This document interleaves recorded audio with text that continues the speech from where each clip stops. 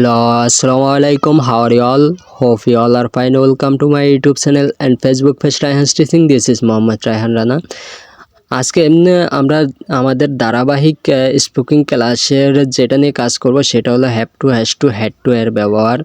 আমার YouTube channel and Facebook পেজে ইংরেজি ধারাবাহিক স্পিকিং শেখার জন্য ক্লাস দেওয়া হয়েছে। যারা ইংরেজি স্পিকিং শিখতে চাও তারা আমার চ্যানেলটাই ফলো দিয়ে রাখতে পারো। এবং আজকে আমরা যেটা নিয়ে কাজ করব সেটা হলো have to, has to, had to ব্যবহার। আমি এর আগে দেখেছিলাম হ্যাভ টু, হ্যাজ টু ব্যবহার করে কিভাবে শত শত বাক্য তৈরি করা যায়। আর আজকে যেটা নিয়ে কাজ করব সেটা হলো হ্যাড টু। আমরা হ্যাড টু কখন ব্যবহার করি? যখন আমাদের কোনো একটা কাজ করতে বাধ্যবাধকতা ছিল। যেমন আমি কোনো একটা কাজ করতে বাধ্য ছিলাম। যেমন আমি বললাম, এখানে যদি কিছু এক্সাম্পল দিয়েছি তোমরা দেখলে আরও ভালোভাবে বোঝা যাবে। যেমন আমি বললাম আমাকে ইংরাজি শিখতেই হয়েছিল, তার মানে কি আমি কাজটি করতে বাধ্য ছিলাম। I had to learn English, এর ইংরাজি হবে কি? I had to learn English. আমাকে ইংরাজি শিখতেই হয়েছিল তার মানে বাধ্যকতা ছিল। এখন যদি বলি তোমাকে ইংরাজি শিখতেই হয়েছিল, তাহলে সাবজেক্ট চেঞ্জ করতে হবে। যেমন you had to learn English, তোমাকে ইংরাজি শিখতেই হয়েছিল, you had to learn English. তা এখন যদি বলি তাকে ইংরাজি শিখতেই হয়েছিল, he had to learn English, তাকে ইংরাজি শিখতেই হয়েছিল, he had to learn English. আশা করি বুঝতে পারছো। তাহলে এখন যদি আমরা বলি শত শত বাক্য কিভাবে তৈরি করব এটা দিয়ে, এবং দৈনন্দিন জীবনে কিভাবে ব্যবহার করব এই বাক্যগুলো, সেটা নিয়ে কাজ করা যাক। যেমন আমি স্ট্রাকচারটা দিলাম। স্ট্রাকচারে প্রথম বসবে সাবজেক্ট প্লাস হ্যাড টু, তারপর বসবে ভার্ব ওয়ান।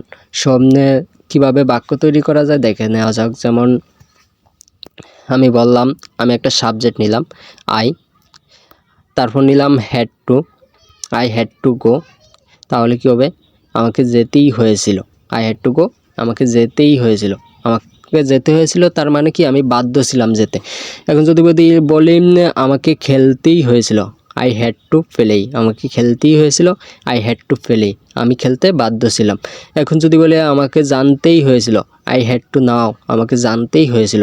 এখন তারপর আই হ্যাড টু ওয়াক, আমাকে হাঁটতেই হয়েছিল, আই হ্যাড টু ওয়াক, আমাকে হাঁটতেই হয়েছিল, আই হ্যাড টু ওয়াক। আমাকে সাক্ষাৎ করতেই হয়েছিল, আই হ্যাড টু মিট, আমাকে সাক্ষাৎ করতে হয়েছিল, আই হ্যাড টু মিট। আমাকে পড়তেই হয়েছিল, আই হ্যাড টু রিড, আমাকে পড়তেই হয়েছিল, আই হ্যাভ টু রিড। আমাকে ঘুমাতেই হয়েছিল, আই হ্যাভ টু স্লিপ, আমাকে ঘুমাতেই হয়েছিল, আই হ্যাভ টু স্লিপ। আমাকে করতেই হয়েছিল, আই হ্যাভ টু ডু, আমাকে করতেই হয়েছিল, আই হ্যাড টু ডু, আমাকে করতেই হয়েছিল, আই হ্যাড টু ডু। এখন যদি সাবজেক্ট চেঞ্জ করে বলি, যেমন তোমাকে করতেই হয়েছিল, ইউ হ্যাড টু ডু, তোমাকে করতেই হয়েছিল, ইউ হ্যাড টু ডু। এখন যদি বলি তোমাকে যেতেই হয়েছিল, মানে তুমি বাধ্য ছিলে যেতে। যেমন ইউ হ্যাড টু গো, তোমাকে যেতেই হয়েছিল, ইউ হ্যাড টু গো, তোমাকে যেতেই হয়েছিল, ইউ হ্যাড টু গো। তোমাকে খেলতেই হয়েছিল, ইউ হ্যাড টু প্লে, তোমাকে খেলতেই হয়েছিল, ইউ হ্যাড টু প্লে, তোমাকে জানতেই হয়েছিল, ইউ হ্যাড টু নাও। এখন যদি বলি আমাদের জানতেই হয়েছিল, তাহলে কি হবে? উই মানে আমাদের, উই হ্যাড টু গো, আমাদের যেতেই হয়েছিল, উই হ্যাড টু গো। আমাদের জানতেই হয়েছিল, উই হ্যাড টু নাও, আমাদের জানতেই হয়েছিল, উই হ্যাড টু নাও।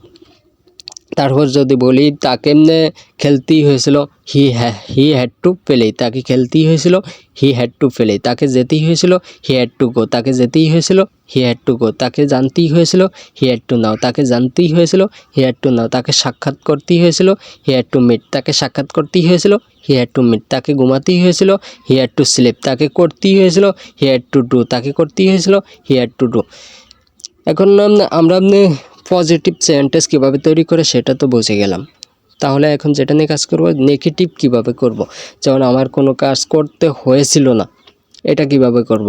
এটা করার জন্য আমাদের যেটা বসাতে হবে সেটা হলো didn't have two, didn't have two, didn't have two. যেমন আমি বললাম আমাকে যেতেই হয়েছিল না, আই ডিডেন্ট হ্যাভ টু গো, আমাকে যেতেই হয়েছিল না, আই ডিডেন্ট হ্যাভ টু গো। আমাকে খেলতেই হয়েছিল না, I didn't have to play, আমাকে খেলতেই হয়েছিল না, I didn't have to play.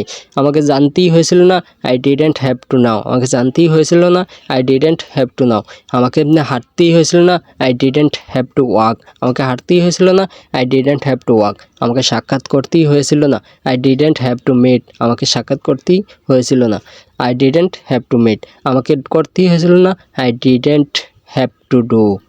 আশা করি বুঝতে পারছো। এখন যদি সাবজেক্ট চেঞ্জ করে বলি তাহলে কী হবে, যেমন you didn't have to go, তোমাকে যেতেই হয়েছিল না, you didn't have to go. তোমাকে যেতেই হয়েছিল না, you didn't have to go. তোমাকে খেলতেই হয়েছিল না, you didn't have to play. তোমাকে এমনি সাক্ষাৎ করতেই হয়েছিল না, you didn't have to meet. তোমাকে সাক্ষাৎ করতেই হয়েছিল না, you didn't have to meet. এখন যদি বলি তার যেতে হয়েছিল না, এখানে কোনো চেঞ্জ করার প্রয়োজন হয় না। এখানে আমি শুধু যেমন আমি বললাম হি ডিডেন্ট হ্যাভ টু গো, তার যেতেই হয়েছিল না, হি ডিডেন্ট হ্যাভ টু গো। তার খেলতেই হয়েছিল না, he didn't have to play. তার জানতেই হয়েছিল না, হি ডিডেন্ট হ্যাভ টু নাও। তার ঘুমাতেই হয়েছিল না, he didn't have to sleep. তাকে করতেই হয়েছিল না, he didn't have to do. তাকে এমনি পড়তেই হয়েছিল না, he didn't have to read. দেখো এখানে এমনি শুধু অল্প কিছু ভার্ব দিয়ে আমি শত শত বাক্য তৈরি করে ফেলতে পারছি। আর তুমি বোঝো যদি এর থেকে আরও 200 ভার্ব দাও তাহলে কত শত শত বাক্য তৈরি করা যায়।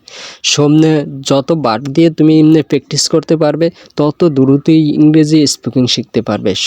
আশা করি সবাই আমার ক্লাসটি সম্পূর্ণ বুঝেছো, এবং যারা স্পিকিং শিখতে চাও তারা বাড়িতে আরও ভালোভাবে ভার্ব অনেক ভার্ব দিয়ে তারপর প্র্যাকটিস করো।